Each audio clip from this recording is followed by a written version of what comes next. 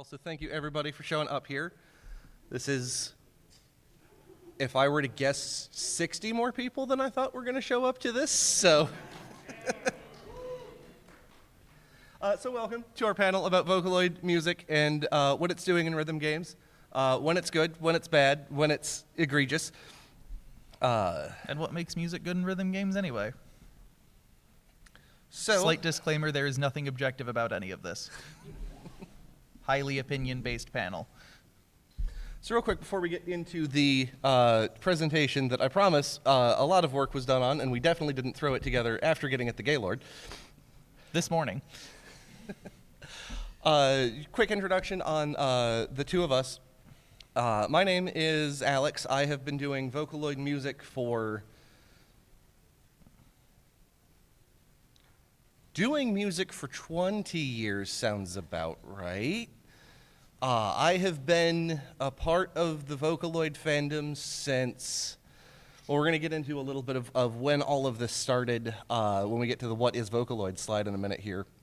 The fandom really kicked off in full around 2007 when the song Melt was released. I started around late 2006 when it was still just people putting MIDIs into Hatsune Miku and being, this is cool and funny.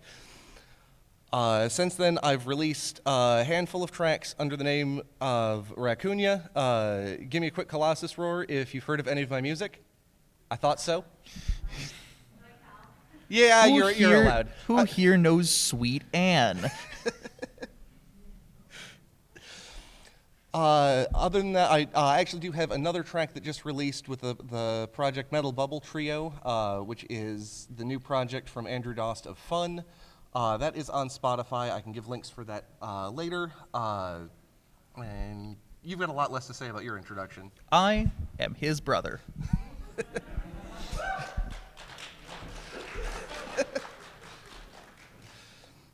But also, you've basically been listening to Vocaloid music since, again, about 2007. Yeah. So it's not like you're just coming in here as a complete stranger to I know things about music. I can talk about it. And I will. So, in case what brought you into this panel is the words rhythm games, and you don't know what's going on with this up here. What is Vocaloid? And we're going to go and do a couple of things as far as what Vocaloid is and what Vocaloid isn't. But real quick, I did just want to throw up Wikipedia's quick definition of what Vocaloid is, because really it does a better job of putting this into 2 sentences than I'd be able to. But a long story short is that it is a synthetic voice software. The program, I might even have it on here to show it off later. I didn't even think about that. Would you? I don't know. Maybe. We'll look later. The program lets you insert notes and insert what the words are. Sometimes you break it down into phonemes, but then whatever voice bank you're using sings the song for you. And that's the long and short of it. A quick history, it was developed by Yamaha in Barcelona, Spain. It says there who they were working with, because I can never remember it. Music Technology Group in Universitat Pompeu Fabra, Barcelona. They then released that under the Vocaloid engine. The Vocaloid 1 engine it existed. It was sort of popular. Its main claim to fame is if you've seen or heard of the anime movie Paprika. The Vocaloid Lola was used in the end credits song.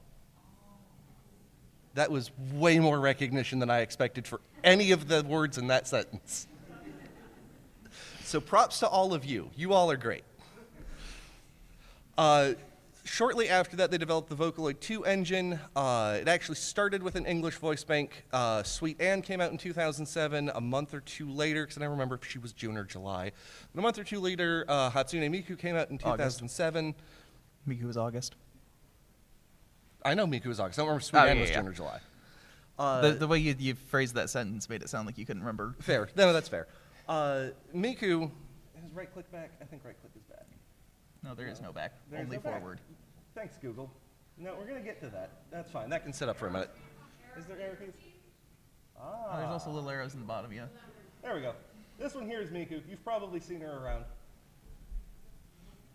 And with Miku, they decided to start attaching anime avatars to most of the Vocaloid voice banks. It was a marketing trick. It was the most successful marketing trick, unless you believe the conspiracy that New Coke was created to let them change the Coke formula. Pretty much all of them after that have gotten anime figures, except for Yamaha released a couple of specific voice banks, which we are actually going to talk about those voice banks later, VY1 and VY2, that expressly did not have anime images because they wanted those to be the professional Vocaloids.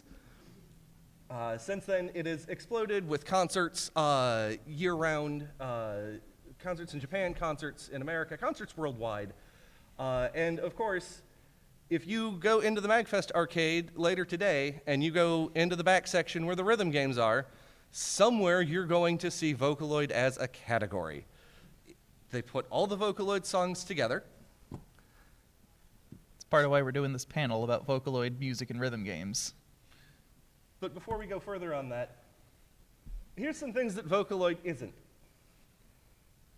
First up, the classic. It's not an anime. Everybody's had that fight online. Although I suppose now it is proper to say, yes, Hatsune Miku has been in an anime. She's been in a few. It is also, I'm actually going to skip ahead here. I meant to reorder this and forgot. It is also not AI music. AI art is a really, really big and important fight and debate at the moment. I hate the fight solely because I hate what AI means now.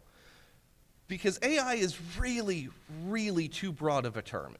It's not wrong to say that Vocaloid and similar voice programs like SynthV or Chevio use AI. There's AI algorithms in there that help you smooth out how the voices sound, how the words go together, if there's any blending of your notes.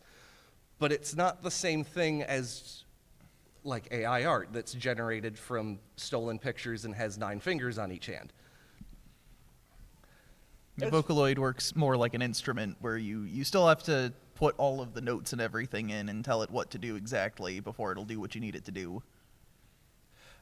As far as that middle point, and I know this is a point of contention on a lot of people, because a lot of us that listen to Vocaloid music, we make it a point that we listen to Vocaloid music. We listen to a lot of Vocaloid music. We listen to so many different producers. But that's also a little bit my point. To make this real simple here, I'm going to pull up on the side a couple of examples. This At Amica, ad, we thank know you, the YouTube. most important part of the car is the driver. YouTube's just wonderful.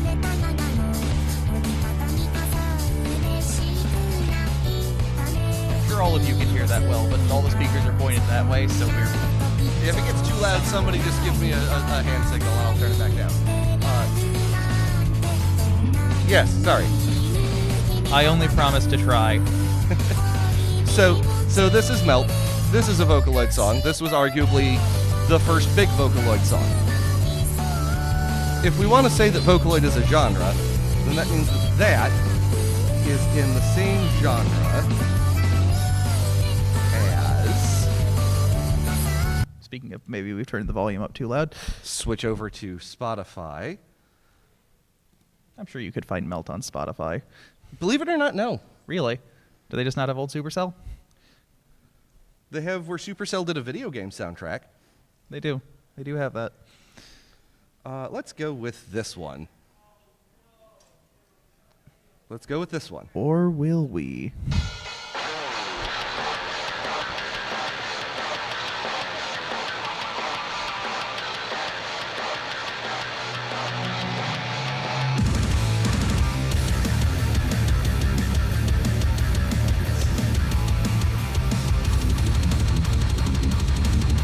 For anybody who doesn't know this is Corpse Attack by Utsu. And just to further drive the point home, this is Bad End Night by Hitoshi Zuko and Yama. And the idea that all 3 of these would be considered the same genre has never really sat right with me. Skip ahead to the So if we're trying to say Vocaloid is a genre, all three of these become the same genre. Now, maybe there's a separate debate about what is a genre, does genre matter, and all of that. I've started referring to it more as a super genre. For the sake of today, we're going to call it a category because that's what the rhythm games are going to do. When you go down to the rhythm games, you're going to see J-pop, you're going to see anime, and you're going to see Vocaloid. And there's a lot of overlap between those, but that doesn't mean that they're the same thing. So we're going to, I think, unless you've got a better argument for what it should be called. No, you pretty much got it. Cool. So we're going to stick with calling that a category. Now, if you don't know what a rhythm game is, I do have to wonder what you're doing at MAGFest. But specifically for us today, when we say rhythm game, we mean music games. A lot of the things you're going to find down in the arcade, things like Jubeat and Taiko Drum Master, and not games like Rhythm Heaven, which I guess you'll also find in the arcade. But it's not the same kind of game. We're not talking about Rhythm Heavens or your Crypt of the Necro Dancers. We're specifically talking about music games where you play a rhythm along to a song. Now, lots of times that does mean the melody, but the melody is not always necessarily the vocals either. And that's one of the things we're going to get into about what makes a good rhythm game song. And one of those is that it should have a good, clear, and obvious melody. I know I'm skipping around on that slide a little bit, but it's a good segue. It should have a clear and obvious melody. And that doesn't just mean for the sections where there's vocal parts, but that also means for the rest of the song. If you think about some of your favorite songs, you could probably sit there and sing out the instrumental right now. Most people in the Vocaloid fandom, you could sing the piano part for Melt for most of it. I could off the top of my head do any number of Otatsu songs. Bad End Night, the horn part is very singable. Who knows the piano part for Senbon Sakura? Again, anybody who's here and listens to Vocaloid could probably do Senbon Sakura. And most of that is just the piano part. And that's very, very important because if you're doing a rhythm game, you need to be able to hear what it is that you're trying to sync up with. Especially, I suppose, if it's a song that you haven't heard before, but it's fairly true for one that you know, too, because that's how you're going to get better at the song. You're not just memorizing the patterns, usually. The idea of the rhythm game is that you're also memorizing how that all syncs into the actual music. And in a good rhythm game, it should sync well. In a good rhythm game song, it should sync well. We're going to discuss that that's not always the case sometimes, but that's the idea. Now, a lot of what we're talking about here is songs that aren't original to rhythm games. Caveat, asterisk, whatever we want to put here. Yes, a lot of Vocaloid producers have explicitly written songs for rhythm games. Off the top of my head, I know Kairiki Bear did Bug specifically for Project Sekai. Is it Colorful Stage? Is that Colorful what they Stage, called it? that's the actual name of the game. For some reason, everybody always just asks me, do you have Project Sekai merch? So I know Kairiki Bear did a song. Project Sekai merch? It's like what people specifically? are looking for. It's what people are looking for when they want Miku things now. It's no longer, do you have Hatsune Miku? What anime is she from? It's do you have Project Seki merch? Because nobody around us can try it Japanese. At least they're not saying seke. That's fair. That is fair. But because a lot of these aren't written specifically for the rhythm games, like I said, Bug was, I know, done specifically for. And I think a few of the Project Divas had songs that were written specifically for them, or at least Mothy for first did one release. for Colorful Stage too, but I don't really count that because I stopped following Mothy after all his retcons. Muzzle of Nemesis was a weird album. Muzzle of Nemesis isn't the Wrath song, and we haven't gotten it yet. Anyway. That's obscure jokes for us. So because these aren't original, you're going to want Vocaloid songs that are popular. That's why none of your favorite Vocaloid songs are in rhythm games, and everyone else's are. It's definitely why none of my favorites are. It's also why you don't see as much Vocaloid music in American-made games. If you go find like an indie rhythm game off of Steam, you're going to find less of what we're talking about today because it's just not as popular over here, as sad as that is to say. Unless it's Just Dance. Unless it's Just Dance. Yeah. That is fair. Was Yevon Polka got put yep, in Just they Dance? put Yevon Polka, specifically the Miku Yevon Polka. And I think Citus might Yes. have been developed stateside. Well, that I could not Yeah, tell I'm you. actually not sure where Citus was made, but I know Citus it's a mobile game, rhythm game. Oh, it's Taiwan. Okay, well, yeah, no, there goes that argument. Yep. Because Citus is full of Vocaloid music, too. What was our next point? Oh, yes. So for a rhythm game, you also want it to have some kind of a good, solid beat, because you need to be able to follow the music. If you can't follow the music, even if it's a good song, even if you kind of know the melody, it's going to get really hard, especially in an arcade setting. How often, if you have played arcade games down at MAGFest, and you don't have your own headphones, and or the headphone jack isn't working, that's definitely never happened to you. Yeah. I once went to an arcade with 2 Project Diva machines. One of them, the X button didn't work, and on the other one, the headphone jack was broken.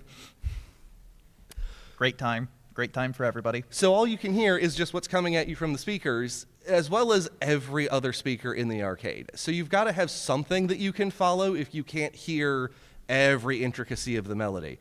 If you know anything about rhythm, if you have kind of your own sense of rhythm, and you can still hear just that real solid driving 4/4 beat, you can find where the things are going to start lining up.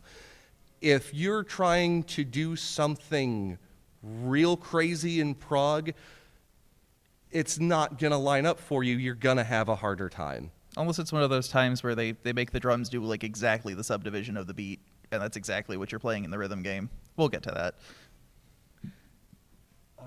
And There was also the point about grooving, which is a point I brought up about some of the best rhythm game songs are the ones where it feels good to play them. It feels really good when you hit the buttons just right in the exact rhythm that the game wants you to. Less about Vocaloid music in some other games I've played, but definitely in like Project Diva and such. It's sometimes there's just a really good way that the buttons are laid out and it fits right up to the rhythm, where it kind of feels like you're playing the song, and that always feels good. completely unrelated to the presentation, I am 100% here for this Miku fursuit. That is amazing.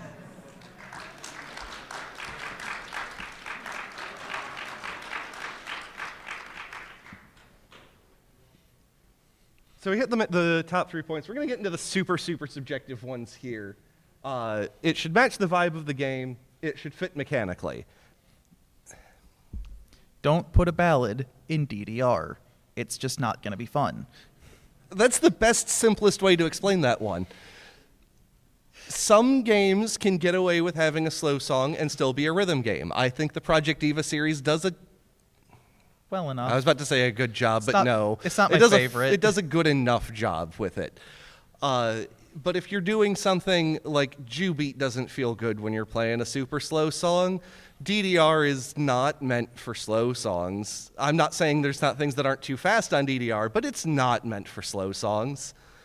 So for it to be a good rhythm game song, it needs to be in the right rhythm game, too. Which kind of covers the point right after that, too. But that's also just... Sometimes there's too many notes for the number of buttons that you can hit. And that never feels good.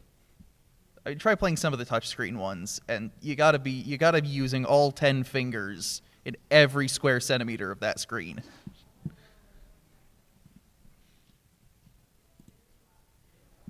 There's three main things we settled on for what makes a rhythm game bad. We tried to fill this whole slide with it, and we realized we were just To be kind fair, of repeating it's ourselves. really kind of 1.5.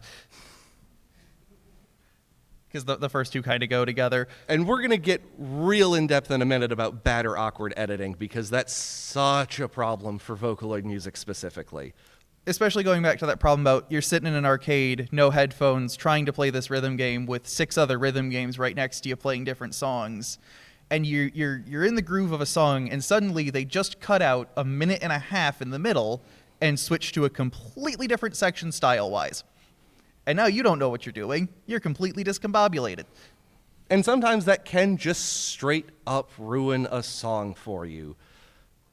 One of my favorite songs for Vocaloid is Stardust Utopia. It was a very early Luca song by Otetsu, It's like one of the first that came out the day she released. and I was super excited to see it in Project Diva, and then I played it on my import copy of Extend, and they cut about 2/3 of the song out, and I was very lost and very upset. And then they brought back the short version still for Mega 3.9s They weren't gonna for the Switch. They weren't gonna do it I again. know they could have fixed it. Not the only example of that.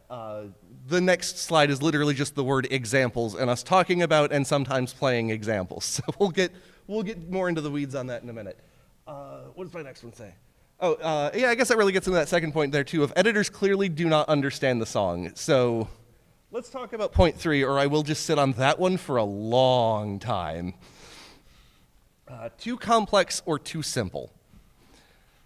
It is not bad if you are doing a rhythm game and you want your penultimate song, just the big song for the end of the game, or some extra challenge songs to be very difficult. It is another thing if you wanted to put Dream Theater's Dance of Eternity into Crypt of the Necrodancer. There's just sometimes where it's not correct.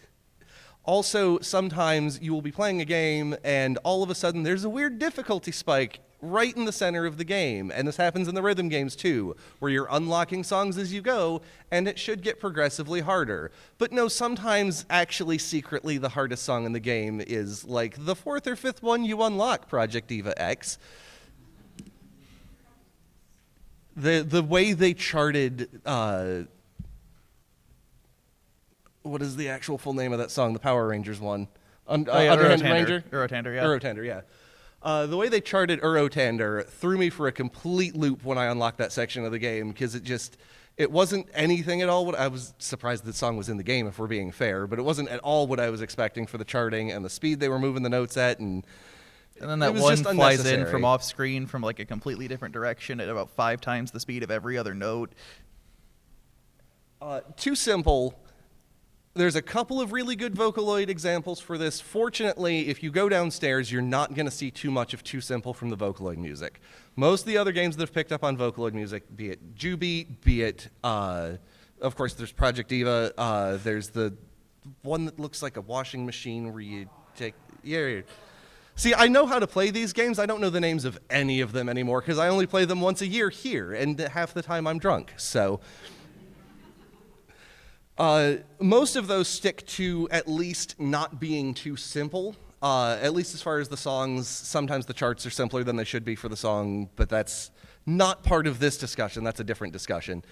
Where I really find Vocaloid music being too simple is if you had played the very first Project Diva games on the PSP, and Sega cranked the first one out immediately. Vocaloid had been popular... Had we had a year? I think it was months. I think it was literal months when that came out. It came out in 2009. And So- Melt was December 2007, I think. Still like a year So and we a had half. about a year. About a year and a half. And to try to fill that, we end up with some very slow, very straightforward songs. A lot of the keizu section in that is very slow and straightforward and ballady. I should have put more notes down for the names of these songs. The Ballad of Trees and something out of that one is very slow. It's a very, very good song, and I love the song, and I just can't stand playing it because it moves so slow in the game. For a grander example, talking about rhythm games writ large, for Too Simple, if you've ever played Rock Band, or if you've played a Guitar Hero game, then you can kind of get the idea of this. You would think with something like Rock Band that they want every instrument to be able to feel like they're playing a good part. During the Endless Setlist Challenge, my friend who was playing bass was able to leave, use the bathroom, clean up, grab a snack, and come back before he had to start playing notes for Master Exploder. Black Hole Sun does not have enough notes for you to hit max multiplier on bass guitar. I think it's actually 57 notes, and bass can hit a 6 times, so it caps out at 60. You don't actually cap out playing it. And they've made a whole bunch of mistakes with that too, with Rock Band 3 with the keyboard, but that's... I didn't want too many Rock Band examples because we're supposed to be talking about Vocaloid stuff. Well, if they would just put Vocaloid in Rock Band. They'd have to go back to making Rock Band, but... Ever release the instruments? So, like I said, the next slide, there's not even anything on here. It's literally just just examples, and now we're just going to talk a lot about examples and sometimes play them. 10 face. Mine too. You're not wrong. This is another case where the song is great. The song is fantastic. What they do to it in rhythm games, it's not the worst, but it's not good either. We're going to have to listen to another ad for however long YouTube decides I'm not allowed to skip things. Because I don't want to give Google money. We're gonna take on the Continental. Every free. There we go. I know this is on Spotify. So yeah, you know, we're here in the beginning of this song. It's nice and relatively chill. We're actually going to play through a lot of the song just to get to the point here. Yeah. And so you click on this and you're going in, you're like, okay, I'm gonna have a nice, like, it's gonna groove real well, but it's a nice slow-ish song. It's like This actually hits a lot of things that we're talking about. The instrumental melody, that's something you can absolutely sing along with. It's got a very, very good driving beat and groove. You still have some rhythmic variation that you can do your beats to and everything. too fair. I think we forgot to talk about rhythmic We did variation. forget to talk about rhythmic variation. But because that was kind of supposed to be part of the too complex or too simple. Yeah. Because you don't want something where you're literally just playing quarter notes for the whole song. Yeah, like if a song is just the same rhythm over and over and over again, it's probably not going to be a lot of fun to play. But at the same time, if it's never repeats a rhythm ever, it's going to be kind of disorienting as well. So yeah, song continues on in this fashion for a little bit. Go a little bit more. Skip ahead into the chorus here. Now, if you only heard this song because you have been downstairs, you are probably wondering what the song is doing at this tempo. And that's because Jubeat, and therefore every other one, starts the song right here, right as the vocal fades out. And the tempo clicks up about 20 clicks. The first time I actually clicked this on Jubeat, it actually gave me anxiety because it just started at that siren and started at this tempo, and that was not at all what I signed up for my first Jubeat song in the set. And this is the tempo you actually play it out of the game. Not a bad tempo. Song's still good. Still fine to play. If you went into it because you like this song, because remember, one of the things you should be looking for, you've got like 400 songs you've got to pick from. If people are going to play it, it's going to have to be something popular, so you only want to put the popular ones in there. And then you go and only put half the song in. And full disclosure, I understand. They have to cut these down some. In the arcade setting, you only have so much time that your song can be, especially if you're going to let people do 2, 3, 4, 5 song sets. There's a good way to cut that, and there's a bad way to cut that. I don't have an example of the edit for another Otetsu song that I really like, Chains and Candy, Ame Tatsusure. Groove Coaster has that song. Groove Coaster does a really, really good job, actually, with its edit on that. It's a lot smoother of an edit than the Stardust Utopia edit is in Project Diva. Not to say the Groove Coaster's flawless, because I did forget about this when you had me bring up Bad End Night. Who here, before I played the snippet of it, had heard of Bad End Night? How many people know that there are 4 songs in that series? How many people, when you go to a rhythm game and see that one of the songs in there, would assume that it's the second or third song in the series, and that's the only one that they've put in? Because that's what they did for the Bad End Night series. I think it was Crazy Night was in it? Yeah, I think Groove Coaster has Crazy Night. Not even Twilight Night, where you've got the nice Barry sax to follow along with for the whole song. It's rude. Also, it's a story-based song, so I have to imagine if you know the song and you know the lyrics, you're also going to get lost as to where you are, because all of a sudden they're jumping like 8 chapters ahead in the plot, because the plot for that song is all over the place. Oh, you're not getting enough of the plot from those lyrics anyway.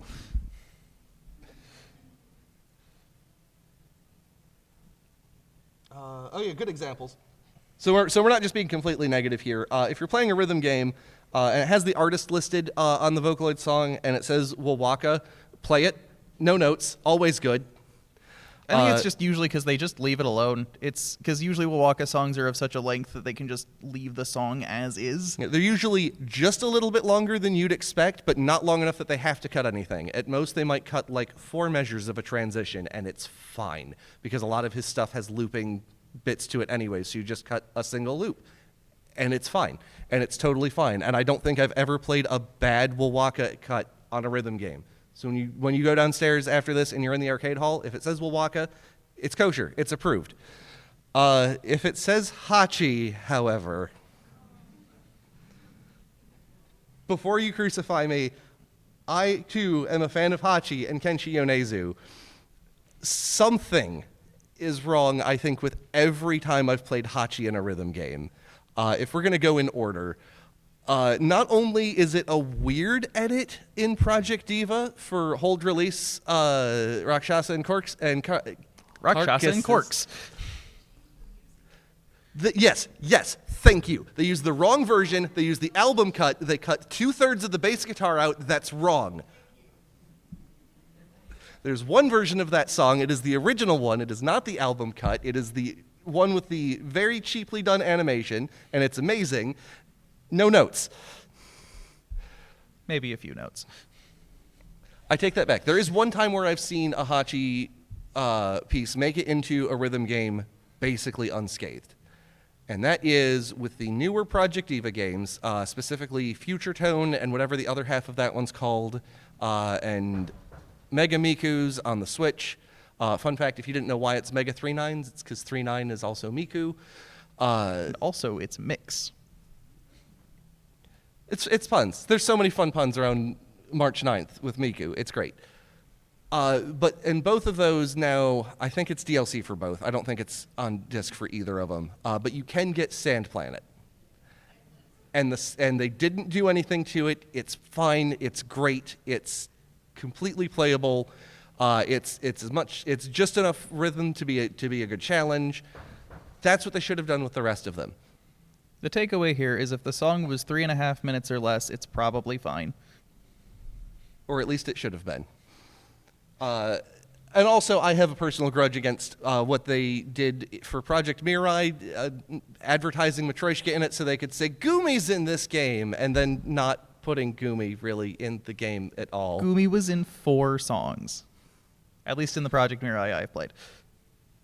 Which is 3 Project Mirais, actually, because the American one was 3 of them smushed together. 4 songs. No solos, but 4 songs. Yeah, no solos. At least one of those, Matryoshka, she's kind of barely there at all. It just felt like a weird marketing tool for Krypton to be like, no, see, we really can work with other companies.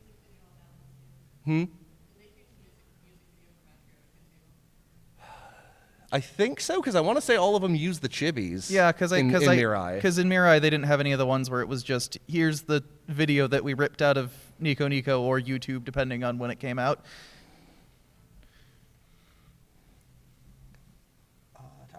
Talked about that. Am I running out of things to talk about? See, I knew I wasn't going to have a full hour for this panel, but It's okay. We It's can better come up that with way more so we don't examples. go over time. Yeah, we can come up with more examples. Then we can let people. Well, okay, so we talked about too complex and weird time signatures, right? Play Lonely Child. Oh yeah, that's right. We talked about that. We forgot to put it in our notes. Well, because it's not really a good or bad example Where's that necessarily. It's kind of an exception in some ways. Yeah, this so sort of an exception that proves the rule. This is where you can get a little bit of complexity. I got to get the right album here. This is another Otetsu song. It should be on They C. did a. You got to click on the artist first. Did I not? No. Oh yeah, I did. No, I you not? didn't. No. Oh, You okay. just searched and then you just kept. Sorry, I scrolling never down. use Spotify on my computer. I only I use it use on my my computer pretty much for playing Steam and composing music, and that's pretty much it. Do you need me to find it? I gotcha. I can do it if you need me to do it. So there was a They did an EA game. Yeah, they did a game for the Vocaloid EA on the Vita, which means you've probably never played it because nobody played the Vita. It's a fine console. I understand why it didn't sell that well. It was fine. I have one. It's fine. Was cartridges a worse idea than the little discs the PSP used?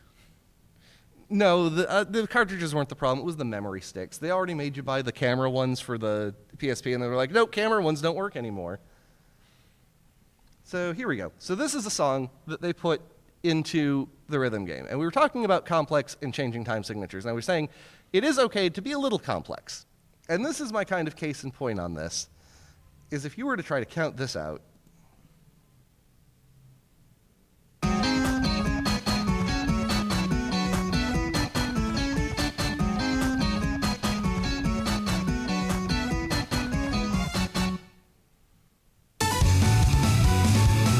so at this point, we're in a clear, obvious 4/4 for anyone who knows and does music things. I am also in the process of working on an additional YouTube channel where I break down music theory through Vocaloid Songs. I was hoping to have that actually out by the time we started MAGFest, but there's been some delays on that. This is one of the ones that I've started looking at because, and we're about to get to those time signatures again, most of the songs in 4/4, these parts, and the drums try to spell it out for you, bounce between 7/8 and 5/8. Or I guess you could call it a couple measures of 12/8 if you're really sadistic and don't want people to be able to play what you wrote down. It's just subdivision. You just gotta subdivide it. But, and we'll go back to the beginnings where it's more obvious, the drums lay that out so clearly where those divisions are going to be, where the cuts are. And like, it's gonna be a little difficult if you've never heard it before, but I think it's something that's really easy to get used to. And that repeats. We saw there, it repeats. Otetsu song structure sometimes is not easily described, but I guess I'd call it the pre-chorus. It kind of repeats on the pre-chorus there. It repeats again 2 other times in the song. Well, So I'd call that verse part B, really, but yeah, that's fair. So you got a couple points where that repeats, and that repetition kind of makes the complexity. It's still there. That's still not the most logical thing when you hear that for the first time, but you can make sense of that because you've got the other elements there to help guide you through that. because if we go back to our slide about what makes it good, it has all the other points. You've got a clear and singable melody. You've got a good groove. It still flows, even though it's real choppy at the beginning there. And you've got just enough repetition without being too complicated, and it's not so simple that you're just that the beat doesn't even matter.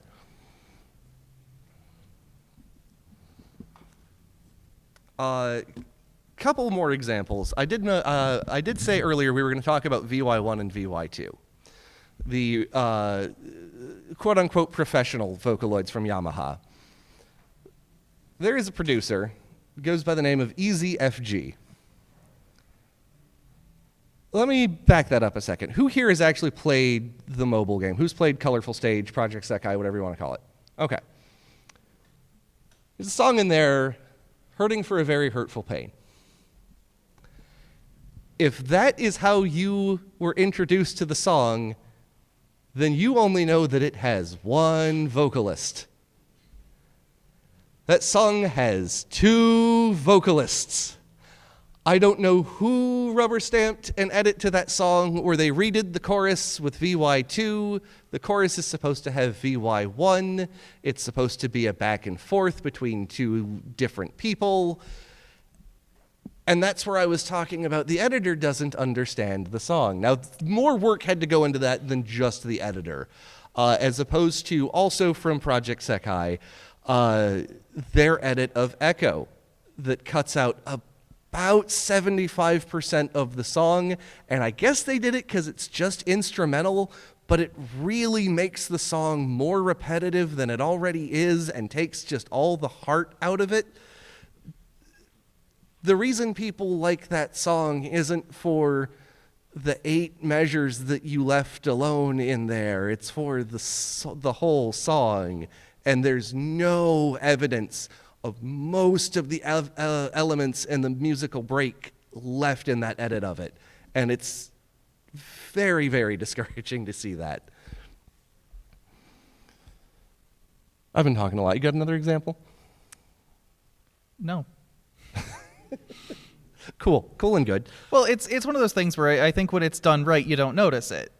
because it's been done right, and it was good. You don't really think about it that hard. That's fair. And there's some really, really obvious examples of that you will see downstairs, because everybody uses the same cut of Senbon Sakura, and it's the very obvious cut. If they're doing edits, it's very obvious where they're doing the edits. It still flows fine. Everybody does pretty much the same cut of Melt. Everyone does pretty much the same cut of World Is Mine. Everybody does the same cut of Ten Face, but I've already complained about that one. I'm thinking of another one, and it's just gone from my brain.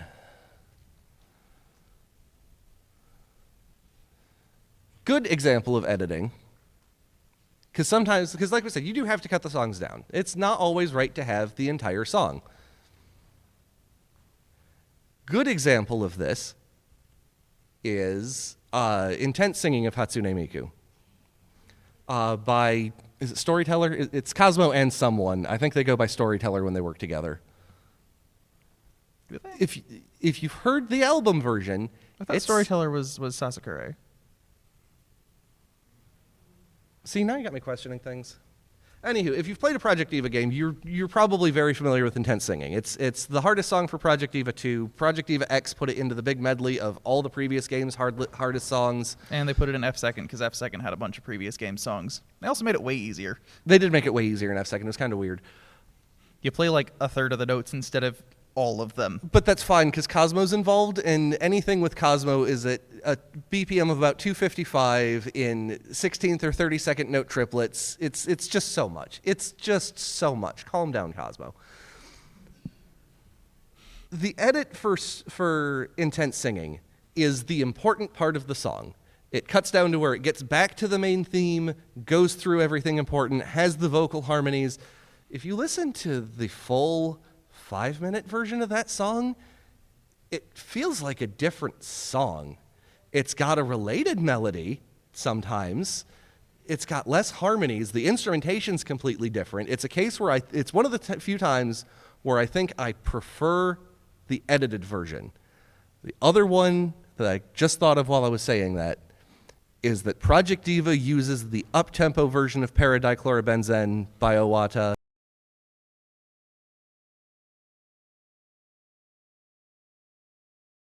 Have to cut anything out, and yet they still do. They do cut a little bit. Well, to be fair, in that case, they cut out the. Now I'm trying to remember if there is a second verse, but if there is, they cut it out. No, they at least left the main part. I know that they cut out on that, and this is another case of good editing. Oh, they cut out the entire musical transition too. They cut down the ending too. They cut the ending down from about 16 loops of that chord to about 2. So that's another really good editing example. Another bad editing example, if you say, Project Diva X, that this game, unlike the other games in the series, Project Diva X, isn't going to cut anything out of the songs because you're playing the full versions, Project Diva X. I want to know where they said that, because it's so much not true. It's so much not true. Half the songs are still cut down like every other Project Diva game. And the worst, again, is the Hachi one. They cut a good chunk out of Mrs. Pumpkin's Comical Dream for no good reason. It's not even that doesn't still make it the longest song in there if they had left it in there. They just decided to truncate it. I don't hate Project Diva X. It was fine. I wish we could go back to that style Project Diva game instead of all of them just being the arcade games. I miss hold notes. Some of that, too, I think goes into sometimes it's a bad rhythm game song because of the beat maps, and it's not the fault of the song or the game. The newer Project Divas run into this a lot because they're copies of the arcade game. In the arcade game, your 4 notes are laid out in a line. And so if you're doing 3 buttons, they usually make it the 3 buttons on the left or the 3 buttons on the right. And if you're trying to switch between them, that's not that big of a deal.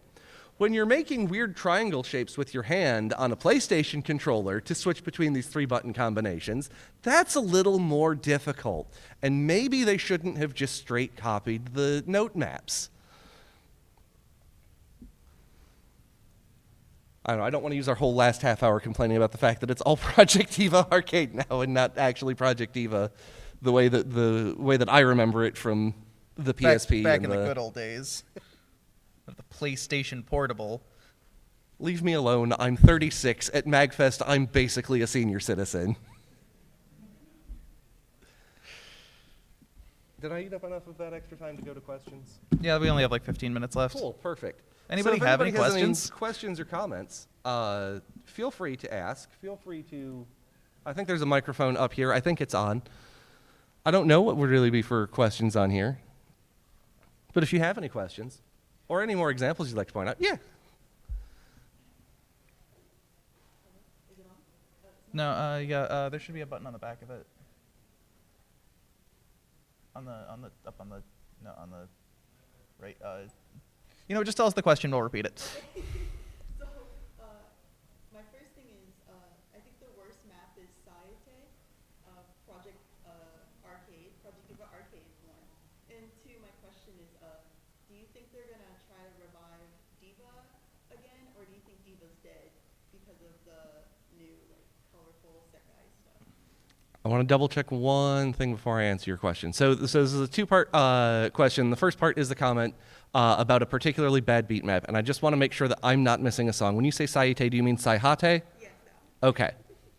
So the first part of it was that Saihate is a bad beat map, and I had blocked out of my mind that Saihate was in the games. So I do have a rant to go on about that. To answer the question part first before I start ranting, because I might take up the next 15 minutes on this rant. Okay, so the question was, do you think they'll bring back Project Diva, or do you think they'll just stick with the mobile game now? So what's your take on that before I give you my take? I think if we get more Project Diva, it's probably going to be like Mega Mix or Future Tone, where they're just going to keep giving us the arcade game, because then they only have to make one game. They can just make the arcade cabinet and then give us a port on consoles. Yeah, it actually sums it up pretty well. I don't they think made a bunch of the videos in their own video editor, and it's really obvious. Oh god, the video that goes behind Iada is that could have cooked a little bit longer. Great song, great chart. The video could have cooked a little bit longer. It's great though. It's funny. It's hilarious. But no, I think you hit the nail on the head. I think, fingers crossed, knock on every piece of wood available to me, that companies have kind of realized that mobile gaming exists, is important, is going to be there. However, it cannot replace your long-standing franchise.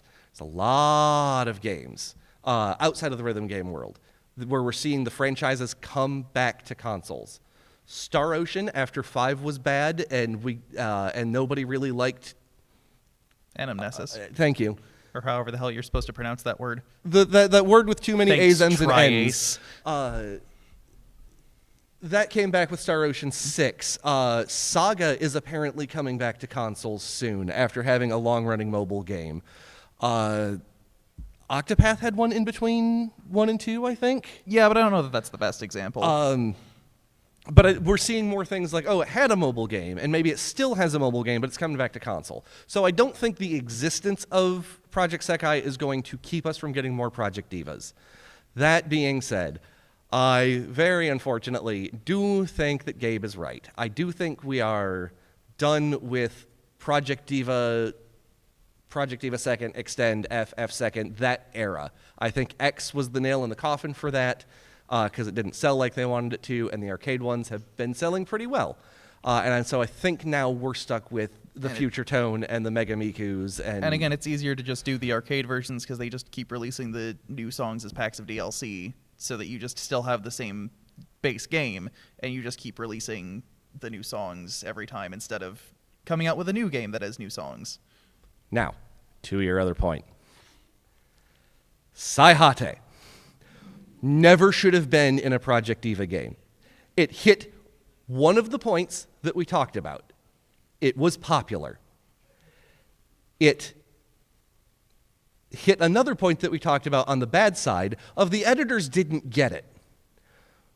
The song has nothing to do with why Saihate is popular.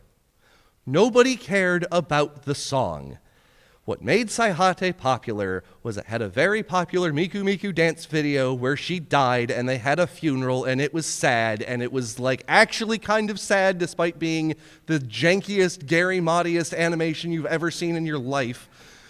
But it like properly did that with, and like it kind of matched the lyrics well enough that like it counted as like a real music video and not what a lot of Vocaloid producers do, which is, here's a drawing that I commissioned of the Vocaloid singing this. Here's the lyrics. Here's some shaky cam.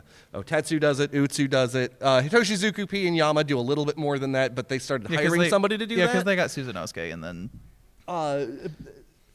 But it had like a real video, and it was like a music video style, and it was a very popular video, and it was, the song didn't sell the song. And then like I forgot it was even in there. Every time I go back to that, because I'll still play the old one sometimes, I still forget that it's there. Now that I've said it out loud, I actually think it's in one of the arcade ones, either Future Tone or Mega Miku's. I could sit here for the next 10 minutes and I can't tell you which one it is. I've played every song in all of those games, to the point that I excellented it on different difficulties. And I cannot sit here and tell you which one it's in, because the song itself is so forgettable and so generic, especially, like, even at the time it came out. It wasn't even like something where you're like, oh, I'm guilty of this too, saying the Beatles just sound like everything else in the 60s, and that's, I'm not starting that fight here. Like this I is the said, Vocaloid panel. highly opinionated panel. But I will at least concede the point that, like, looking back, you can be like, oh, this part was new and fresh or whatever. And you can do it for a lot of bands from like the 60s or 70s that we think of now as like, oh, that's just 70s music. That's just 80s music. That's what the 80s sound like. But there was other things, and it was new at the time. I can't say that about Saihate. There was nothing musically revolutionary about it that nobody else was doing. Cool, 10 minutes left card. But there was nothing else that like nobody was doing except that video. That video sold it. Sega saw, oh, popular song needs to go in the game because we want more than 6 producers in Project Divas after the first one. Not their fault. I get why the first one you had 5 songs per producer. But they wanted more songs, and then they just went, oh, this has the most views on Nico Doga. No thought for why or anything, and just slapped it into the game. And then just to add insult to injury, the Project Diva default video for that is Miku just standing and singing on a stage with sometimes varied camera angles. You're missing literally everything about... You could have just made a new video and a new dance, and it would have been more than what we had. Just... It was a mistake. It shouldn't have happened. Everything about Saihate being in the game was a mistake. You didn't play the old ones, Nope. so I'm going to take over that entire rant, Yep. but I think I'm done so that I don't just immediately go up to the room and do 2 shots of absinthe to calm down. I don't even know what song you're talking about. You wouldn't. I guarantee you, I've showed you the music video. It's the one where she gets hit by a car. If that rings any bells, it probably doesn't anymore, because that's not even revolutionary anymore. Right? Right? If you all want to look it up later, the song is called Saihate. It's in English characters, that is S-A-I-H-A-T-E. Sigh hate, because when you see it in Project Diva, you sigh and you remember that you hate that it's in this game.